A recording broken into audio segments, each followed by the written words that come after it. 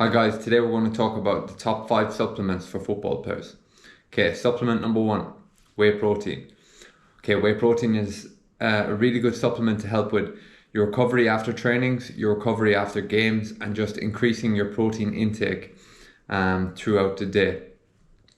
So whey protein source, really good. Also a casein protein source, which is a slower digesting protein, can be taken before bed. So number 1, whey protein. Take 30 grams post-training or 30 grams post-game. You can increase this amount based off your body size. So if you're a bigger guy, you might need more. If you're a smaller guy, you might not need as much. So number 1 is whey protein. Supplement number 2, and I've talked about it before, is creatine. Okay, so creatine is an essential component of your power production. So the fuel you use to produce your maximal efforts, like your sprinting, your jumping, and your power production, the main fuel that the muscles use is ATP and PCR, and PCR is phosphocreatine. So creatine monohydrate is the best solution, and you are going to take 5 grams per day every day. And it also has good effects for your mental health as well, and there's a lot more research coming out on the benefits of creatine. But this can increase your muscle mass and increase your power output, and it's safe. All the studies have shown it's safe. It doesn't harm your kidneys unless you have pre-diagnosed kidney issues. So number 2 is creatine. So take that, it's cheap, it's easy, and take creatine monohydrate. Okay, supplement number 3 is going to be beta-alanine. Okay, so beta-alanine is an amino acid, and it helps in your buffering of pH, which is essentially that lactic acid feeling you get is actually just a buildup of hydrogen ions in the muscle. So the rate at which lactic acid is being cleared out of the muscle is slower than the rate that it's building up, and that's why you get that lactic acid feeling. So beta-alanine can actually buffer this, so it can allow you more time before you build up too much lactic acid. So beta-alanine is a really good solution. The research behind it says it's also safe. You can take 6 grams per day is the ideal dosage. But there is some side effects. So if you take 6 grams per day, you're going to get real tingly feelings, real itchy feelings. So the best way to take it is to take it every day and take it maybe over 4 to 5 servings. So 1 gram 6 times a day, along these lines, so that you don't get the same effect. If you're okay with taking 6 grams per day and having the eyebrows and the itches for a certain period of time, then take it 6 grams per day. A really good one for if you're in a repeated sport like football, so a repeated sprint sport even.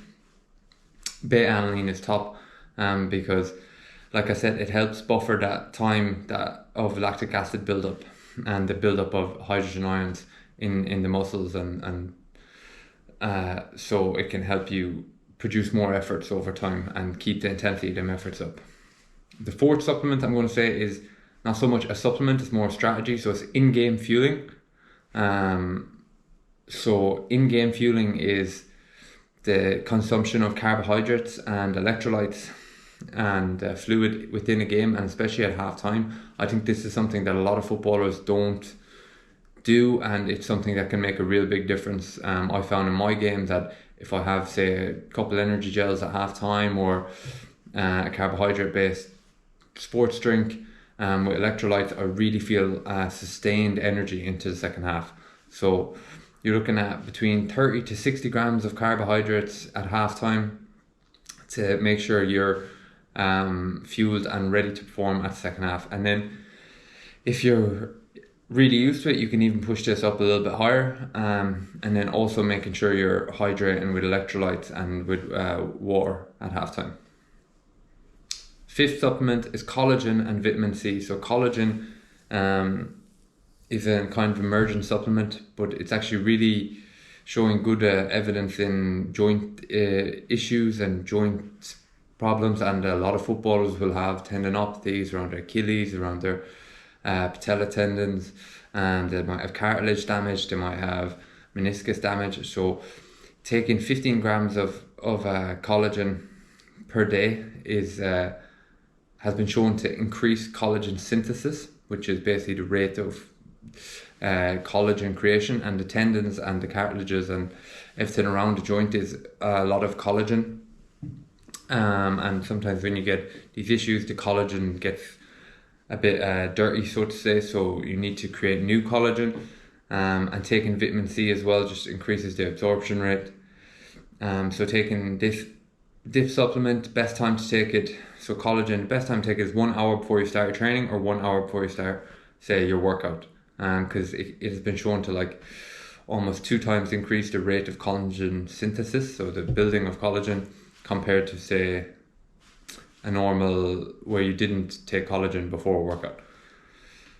Okay, so they're my top 5 supplements for footballers. Thanks guys for watching. They're my top 5 supplements for footballers. Honorable mention for our good friend caffeine, which most people know the benefits of. The reason I haven't put it in there is because caffeine really does affect your sleep, and sleep is such an important part of performance, that if you are relying heavily on caffeine for game performance and then losing out on sleep, in turn you're going to actually reduce your game performance. So just be aware of your caffeine intake, especially around evening games. Don't rely on it. I find a lot of players rely on caffeine, so don't rely on it. It can definitely be helpful if you play early in the day. Thanks for watching. Like and subscribe if you think this content is helpful. And yeah, I'll see you in the next one.